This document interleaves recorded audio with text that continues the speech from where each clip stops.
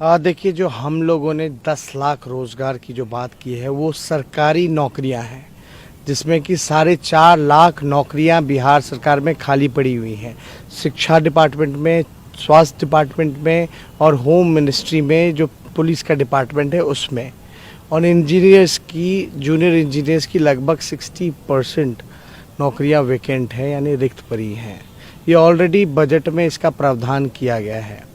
दूसरी 5.5 लाख की जो हम बात करते हैं, राष्ट्रीय औसत के मुकाबले अगर हमको आना है तो 5.5 लाख रोजगार, जो नीति आयोग की रिपोर्ट में भी आपने देखा होगा कि जो मानक है, मान लीजिए 1000 पुलिसकर्मी है 1 लाख की आबादी पे मणिपुर में, लेकिन बिहार में केवल 77 है 1 लाख की आबादी पर।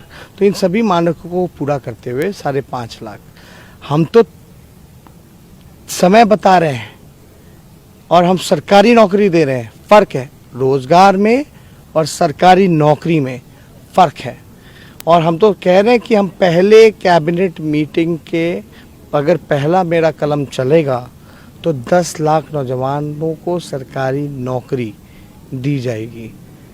बीजेपी जो कह रही है वो तो पकौड़ा बेचना भी हुआ, कोशिश करेगी, प्रयास करेगी दिलाने का।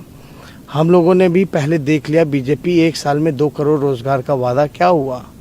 इसी बीजेपी ने वादा किया था बिहार को विशेष राज्य का दर्जा देंगे, विशेष पैकेज देंगे।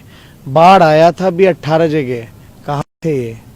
18 जिला प्रभावित थी, लगभग 85 लाख आबादी प्रभावित थी।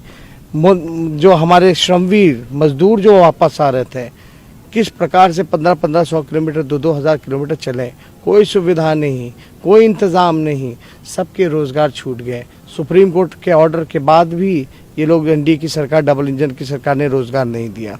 तो अब स्पष्ट है, बीजेपी, जब हम बोल रहे थे कि हम 10 लाख रोज़गार मतलब सरकारी नौकरी देंगे, तो मजाक उड़ा रहे थे, हास्यास्पद कह रहे थे। क्या कह रहे हैं कि वो झूठ बोल रहे हैं, हवा हवाई एकदम। हम तो बता रहे हैं हम कैसे देंगे।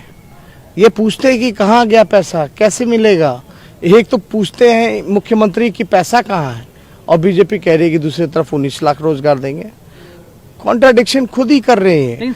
हम तो ये कह रहे हैं कि हमने 10 लाख चाहते हैं हम झूठ बोलना, तो हम तो 1 करोड़ भी रोजगार बोल सकते थे, लेकिन हमने 10 लाख इसीलिए बोला क्योंकि जो खाली पदे हैं और राष्ट्रीय औसत के मुकाबले अगर हमको आना है, सभी मानकों को मिलाते हुए, तो 10 लाख नौकरियां होती हैं। और बिहार सरकार केवल 60% ही अपने बजट का पैसा खर्च कर पाती है। बिहार सरकार का जो बजट है वो 2,13,000 करोड़ का है और 40% खर्च नहीं कर पाती है। तो 40% 2,13,000 का बन जाता है 80,000 करोड़। 80,000 करोड़ तो बजट में है ही। आपके पास पूरा रोड मैप है, कैसे पूरी तरीके से हमने विद्वानों से, बड़े अर्थशास्त्र वगैरह सब लोगों से हमने बात की है, और ये this is very much doable, ये किया जा सकता है।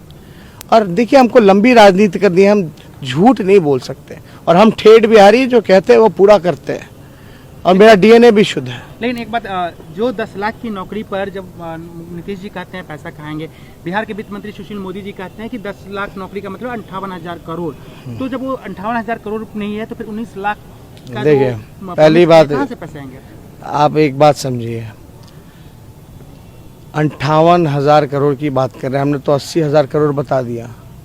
40% बिहार सरकार बजट का तो खर्च ही नहीं कर पाती, यानी 80,000 करोड़ तो ये रहा। प्लस इन्होंने 60 घोटाले के 30,000 करोड़ का घोटाला। नीतीश कुमार जी अपना चेहरा चमकाने के लिए, विज्ञापन के लिए 500 करोड़ रुपया खर्च करते हैं। जल जीवन हरियाली में इतना भ्रष्टाचार है 24,000 करोड़ का।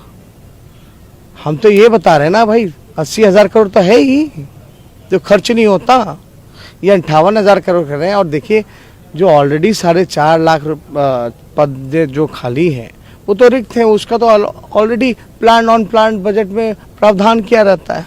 जितने भी लोग घोटाले किए हैं बिहार सरकार में, आप बोल रहे हैं 60, क्या उन सब पर आपकी सरकार आएगी तो कार्रवाई की जाएगी, पैसा वसूला जाएगा, एकदम वसूला जाएगा। 30,000 करोड़ रुपए बिहार के तिजोरी से गया है, ये बिहार के आम नागरिकों का पैसा है। नीतीश कुमार जी ने किसी पे कार्रवाई नहीं होने दिया क्योंकि इनका संरक्षण रहा। ये लोग भागीदार हैं उस भ्रष्टाचार के, इसीलिए तो हम कहते हैं नीतीश कुमार भ्रष्टाचार के भीष्म पितामह हैं। एक और सवाल, कोरोना को लेकर भी बीजेपी ने अनाउंसमेंट किया है कि बिहार में सबको फ्री, जब भी कोरोना का वैक्सीन आएगा सबको, पूरे बिहार वासियों को दिया जाएगा। ये उनके घोषणा पत्र का हिस्सा है, कैसे देख रहे हैं? देखिए अब कब वैक्सीन आएगा नहीं आएगा, पूरे देश को फ्री मिलना चाहिए ना, टेस्ट भी बाकायदा फ्री होने चाहिए। अब तो पूरा प्राइवेट वाले तो लूट रहे हैं, क्यों नहीं टेस्ट भैया, आप आरटीजीएस टेस्ट कराओ ना, आप बाकी और सब टेस्ट क्यों कराते हो, आरटीपीसीआर टेस्ट। एक अंतिम सवाल, आपकी सभा को देख के भीड़ बहुत आ रही है, क्या आपको उम्मीद है कि आपको इस बार राजद जो है सरकार बना पाएगी? एकदम मजबूत है हम, जनता देखिए ये चुनाव कोई तेजस्वी वर्सेस नीतीश कुमार नहीं है, लालू जी वर्सेस बीजेपी नहीं है, ये लड़ाई जनता बनाम सरकार है और हम जनता के साथ खड़े हैं, जनता की जीत तय है।